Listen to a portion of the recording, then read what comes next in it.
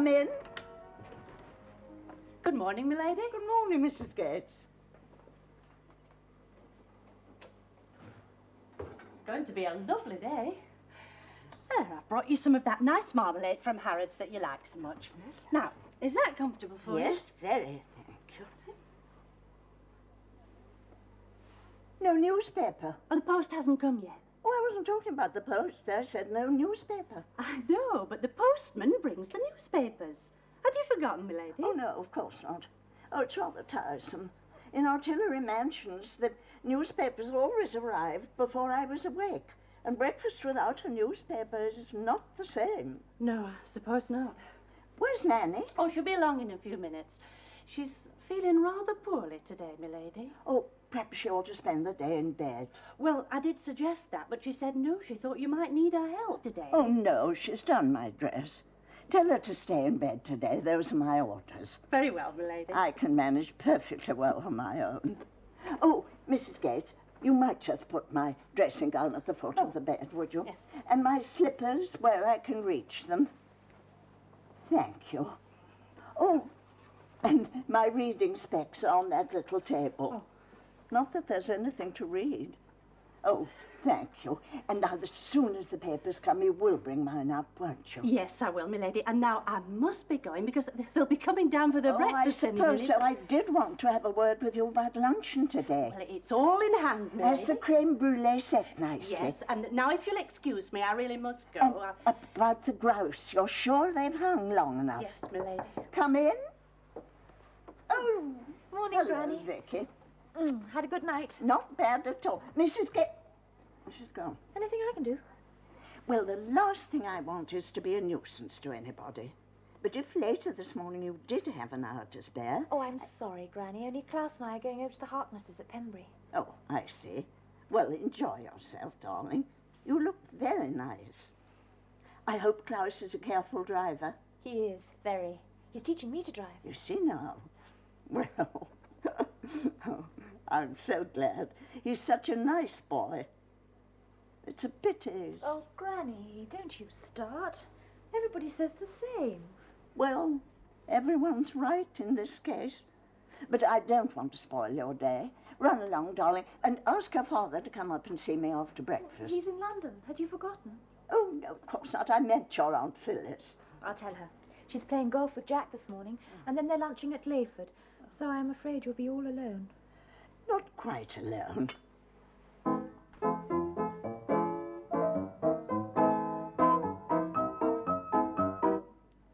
Why'd you stop? You played F natural. It's F sharp. Oh, Klaus, I'm sorry. Kleine Vicky. Oh, it is marvellous to have you here, safe and well. Now, this has happened before. I'd been playing this, and I made the same mistake, and we stopped. The French call it déjà vu. Grandpa once explained that to me. It's when half of your brain registers before the other half, so that you are remembering something that's only happened a split second before. Sometimes that is so, but now this time you're remembering something that happened years ago, over 2 years in Munich. When I lived with your parents in That's 1935, I remember. Which only goes to show I haven't improved much, have I? So it's nonsense and you know it. Good morning, my darlings. Don't mind me. We don't, Phil. Where's Jack? He's in the study telephoning. We're playing golf this morning and then we're going over to Layford for lunch. Will you two be coming? Oh, actually, no. Oh, we've been asked over to the Harknesses, if that is all right. But perfectly. I expect Mrs. Harkness wants news of your family. In fact, she has news for me. A letter came through from them this week. Quite a long letter and not so much censored this time. Oh, good. Any news from the bank? The Reich Bank? Yes. No, why should there be news? My brother thought that you might have to leave After my father's trial. It's very possible, I fear. You don't want to leave? I don't want to leave England unless I can take Vicky back with me, and that is not possible yet. Well, I must go and find out what's wrong with Nanny. Yes, do. She's awfully upset about something. She wouldn't tell me what. Nor me. The post, Mrs. Poole. It was rather late this morning. Now, I've sorted out the commanders and I'll put it in the study. Oh, and Mrs. Webb's taken the ladyship's paper up. Oh, thanks, Mrs. Gates. Oh, what if there's one there from Laura? Nothing. Oh, dear. My darling girl, if Laura will rush off and join a war, she can't expect her mail not to be held up. If she had time to write. I wish she hadn't gone. That wretched Manfred, it's all his fault. Not entirely. Oh, don't go, Mrs. Gates. I want a quick word with you. Shall we go into the garden? Yes, let's. See you later, Phil. All right, Ducky. Mrs. Gates, do you know what's wrong with Nanny? She's really very crotchety. I know there was trouble last week when Lady Bourne sacked Mrs. Webb, but I thought that had all calmed down. Oh, yes, I think that has calmed down, Mrs. Poole. But now, you see, there's the business of her ladyship's luncheon party. Well, it's hardly a party. Well, perhaps I shouldn't say party. It's just an old friend of hers who's staying in the district and happens to be coming here to lunch today. I know, but surely there's nothing wrong with that. Her mother must see her old friends as often as possible. Oh, yes, of course. But, I mean, there's been such a big fuss about it. And what she ordered seemed terribly elaborate for two old ladies having a quiet lunch together. And then yesterday, she upset Nanny about a dress that needed a mend. I mean, as Nanny says, it's not reasonable when her ladyship's got so much else hanging in her wardrobe. But no, it had to be this particular shade of blue, so out comes this dress. Poor Nanny. I'll have a word with her. I wonder who this visitor is. I must ask, Mother. Oh, if you'll excuse me saying so, Mrs. Poole, I wouldn't if I were you. I mean, Nanny did just that yesterday, and her ladyship wasn't a bit pleased. No, she said she wasn't a child to be questioned over everything she did. Oh, poor darling. She's quite right, of course. It must be hell to come back and live as a guest in your own home. You know, I'm not sure that this move was such a good idea, although it seemed so at the time. She had so many friends in London and played so much bridge. Well, if you ask me, I think she's missing Mr. Ashley since he went to America. I mean, they used to play cards and backgammon so much. And invariably squabbled like mad. Perhaps that's what her ladyship misses. You're a wise woman, Mrs. Gates. That's a bit better. These daily women, they don't work as they should, you know. Well, will that be all, Mrs. Poole? Oh, yes, thanks. You'd better get back to preparing your banquet. It's a good thing the rest of us are out. Oh, yes. That's why her ladyship arranged for a friend to come today. When will the commander be back? Well, not for a week at least. He has a lot of appointments in London. And Captain Palmer? This afternoon, he's lunching with us at Layford. I might ask him to play a game of piquet with Mother sometime. Oh, I'm sure he will. He's such a nice gentleman. I hope he's not making too much extra work for you. Oh, no, not at all, no. And the way he keeps his room, it's all, ship shape and Bristol fashion, as Gates would say. Unlike my dear husband, I'm afraid. What are you saying about your dear husband? Dear angelic Mrs. Gates, a cup of coffee, would that be possible? Of course, sir. I was saying how damned untidy you are. True, but I'm happy. So what? Here. I've made most of my telephone calls. Successfully? Yes, very. I spoke to Dennis at Nice. Everything's splendid there. And I spoke to old Geoffrey. He's in much better spirits. He and Miss Finch flew down to Cap d'Antibes for a holiday.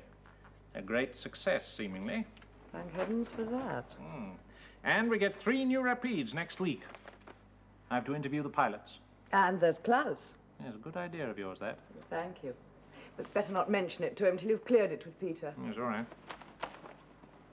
Thank you, Mrs. Gates. That's what's needed before a round of golf. Yes, I suppose you're right, sir.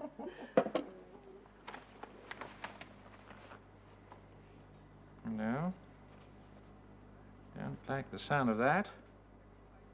Much heavy fighting on the Asturian front, west of Santander. Fierce resistance in the difficult mountain approaches, especially near Espinama, where casualties are said to be heavy.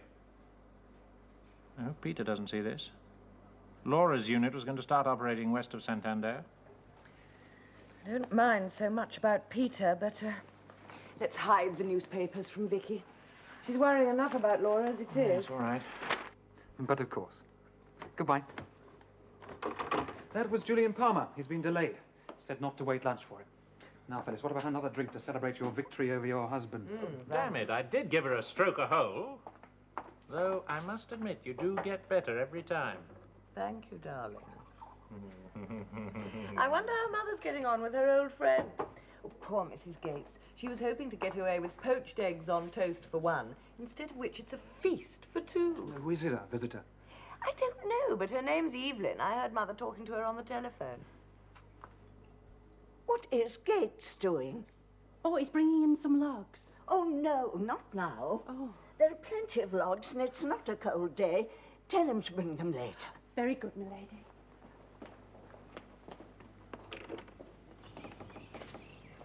Not now, Fred, later. Why later? Well, her ladyship says so. She's expecting. Well, don't tell me, I know. There's a ruddy great black Daimler coming up the drive. Maybe it's Queen Mary she's expecting. Fred, come on,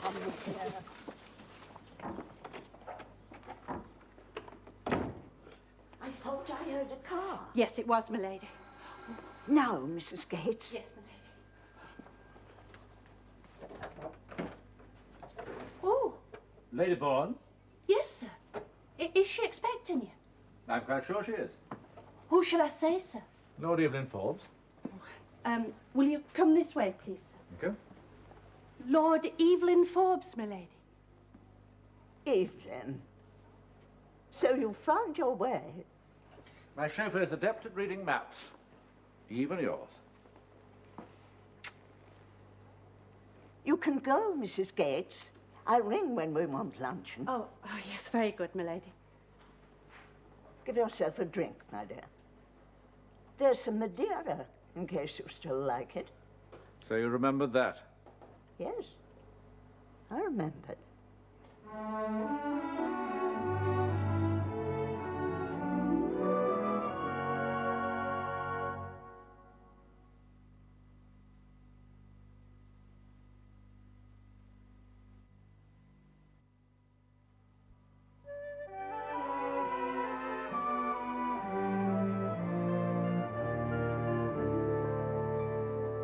Well, you were a good-looking young man, but now, how very distinguished you've grown. And you're prettier than ever. Now, that's nonsense, and you know it, that you don't. It's nothing but the truth. To the remembrance of things past. But not forgotten.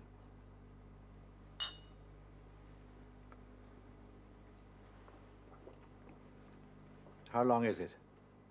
Since we first met, very nearly 50 years. It's lovely to see you again. What induced you to write to me after all those years? I happened to read in the Times that your address in future would be Larkfield Manor, so I presumed you'd gone back to your old home. You remembered the address? Just one I could easily forget after sending Christmas cards to you for nearly 50 years. Yes, you only missed 1 year. When was that? 1916. Oh, 16. The Somme. I was with my brigade. I had written the cards as usual and arranged to send them back for posting, but the transport officer mislaid them. How very careless of him. Well, when I say mislaid, part of the mule train was blown up and my cards with it. It was a horrible war. All wars are horrible. This one was particularly so. The mud, the rats, oh. But not perhaps as bad as the war which may be coming. Oh, my poor granddaughters. I do dread it for them. Elizabeth, my elder granddaughter, is training at the Royal Free Hospital. And already they've been warned about the thousands of casualties to expect from, what is it they call it? Saturation bombing. That's it. So your granddaughter's training to be a nurse? No, a doctor. She's a clever girl. Good heavens, a doctor. Our mothers would have had a fit. Well, Elizabeth's mother didn't like it much either. I approve. There are 3 girls, aren't there? Only 2 now. Our dear Anne. Oh, yes, of course, I remember. I was out of England at the time. I only heard later. She was a darling. Such a happy creature. She reminded me of my own youth. Do you remember? We had such fun. Don't the modern young have fun, too? I seem to remember reading a few years ago about the bright young things. Oh, that wasn't fun. That was showing off. Oh, very probably. Are either of your granddaughters married? Not yet. Liz has had 2 understandings with rather unsuitable young men. And Vicky, our baby, is in love with a German boy, Klaus von Heinig. Oh, I know of the von Heinigs. It's a good family. No money. Good day. And worrying for you, a German in 1937 is not a good match. What does her father think? Well, I think he hopes it'll die a natural death if he doesn't oppose it. Very wise.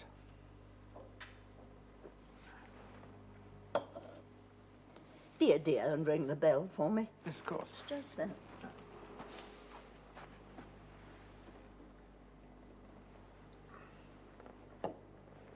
dearer? No, thank you, my dear.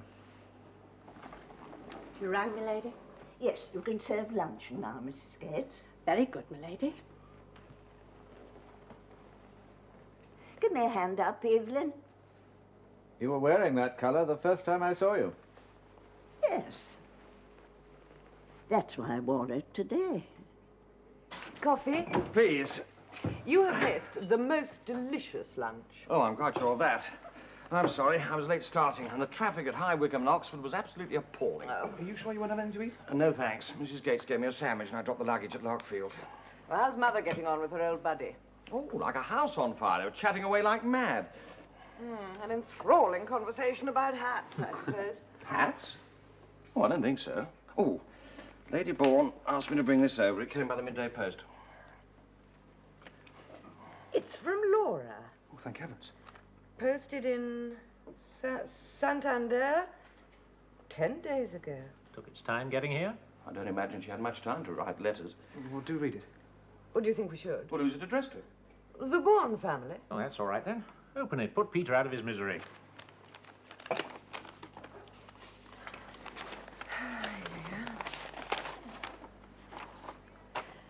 Dear everybody, starting with Vicky.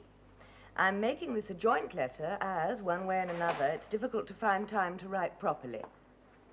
We got here about 2 weeks ago, and my goodness, it feels like 2 years. I bet it does. The journey out was easy enough, and when we got to the Spanish border, the scenery was unbelievable. It seemed hard to believe that this country was in the middle of a civil war. But when we reached Bustio, we believed it all right. Some of the villages were completely devastated, and the churches burnt out. Yeah. And she's only 19. I won't say much about the horrors. I try not to think about them, except to say they happen on both sides. I suppose it was naive of me not to expect this. I did try to warn her.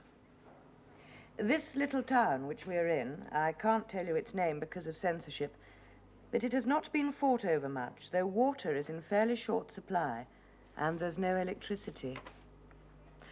We have taken over a big building. I think it was a school. The local mayor has been very helpful. A beautiful Spanish officer has been attached to us, and Mary is having a violent affair with him, and he isn't the only one either. I can imagine. This war has had a very odd effect on her. She was such a mouse at school. Sounds as though Laura's seeing life. And death. I'm writing this in the kitchen at 3 a.m. by the light of an oil lamp. I'm on night duty, and the nights are very cold. In one of the wards, a wounded man is crying like a baby, and in the distance I can hear gunfire. Oh dear, I wish she hadn't gone. Carry on reading, Phil. Larkfield and the cedar tree seem in another world. Give Tallulah a pat from me. When I see some of the horses here, I'm glad to think of her safely in her meadow. If I know Laura, the wounded horses will worry her as much as anything. Tell Nanny I'm quite well and not to fuss. The worst thing is the lack of water. All we have in the way of liquid is a disgusting sort of orange drink and something that is called sherry, though I don't think the commander would recognize it as such. Oh, that's too much. Disgusting wine on top of all the other horrors. I'll write again soon. I expect you have written to me, but the letters haven't caught up yet. Much love to all of you, Laura. There's some more? No, there's just a P.S. Then read it. Oh, for pity's sake, Phyllis, read it. P.S. Sorry this didn't get posted. A lot of casualties came in yesterday and we were busy.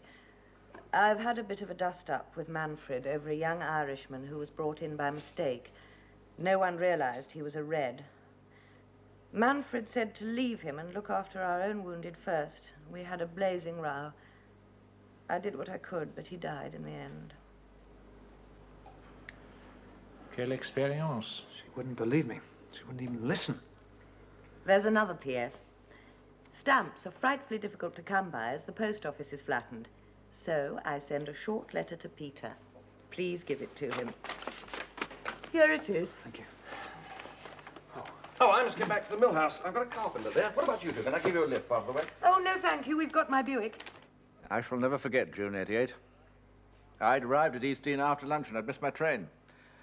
I was making my apologies when you walked in from the garden.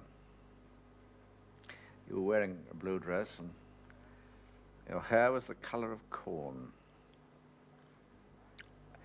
I suddenly lost the power of speech.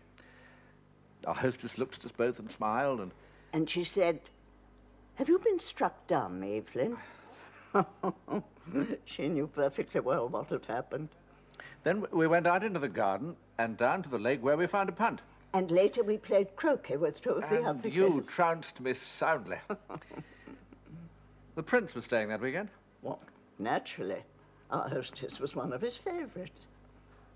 On Sunday night, he made a great fuss of you. I was wild with jealousy. Fortunately, he left on Monday morning and we stayed on.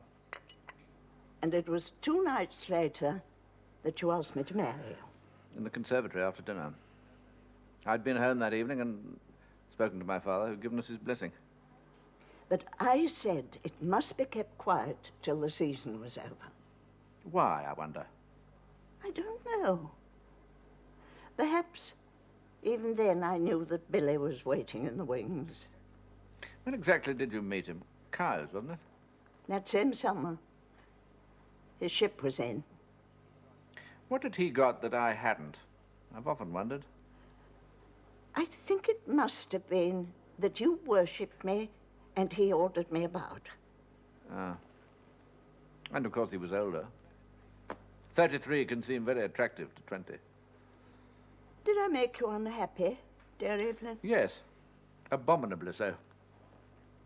I behaved as one did in those days. 6 months leave on half pay, big game hunting. I did all the usual things. But although I mended my broken heart, I never fell deeply in love again. I'm very sorry. You needn't be. The life of a bachelor with money can be fun. It's only in the last few years that I've grown to regret not having married. I would like to have had grandchildren. As one gets older, one feels lonely. One feels lonely even when one has got grandchildren. When one realizes that they're being kind, but you're no longer part of their lives. Especially if you've given up your own home. Sounds as though the move from London was not a very good idea. Perhaps not. But Arthur wanted the flat for himself. He's in the house now, you know, and it is very close. And then my daughter thought I ought not to be alone. My maid had grown too old. You could have got another. Yes, but it seemed easier to agree. When one grows old, one has to obey orders like a child. More coffee. Thank you, my dear. I'm luckier than you. I've got no one to give me orders. So I'm thinking of trying to find a house not too far from here. Then we can meet quite often. Evelyn, how delightful. Even an old flame has his uses.